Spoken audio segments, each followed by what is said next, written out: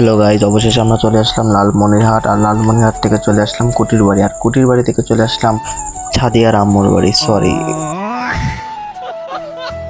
আর ছাদিয়ার বাড়ির পিছন থেকে চলে আসলাম আমাদের সেই কুয়াকাটা কক্সবাজার, যেখানে আমার বন্ধুরা জানে সব দিকে এসে ছবি তোলার জন্য ব্যস্ত হয়ে গেছে।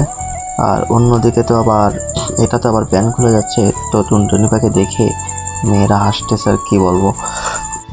তারপর দেখি গাছ থেকে যেমন বান্দর লাফ দিয়ে আল্লাহ, এখানে এসে দেখি তো সেই সেম কাহিনী এসে দেখলাম। তো বাচ্চারা দেখি সে উপর থেকে লাফ দিচ্ছে বান্দরের মতো।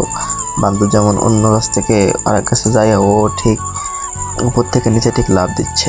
কেউ আবার উল্টো ডিগবাজিও দিচ্ছে। আর এদিকে সিনিয়র ভাইরা তো আইছে, তারা গোসল করবে কুয়াকাটা খেলার জন্য।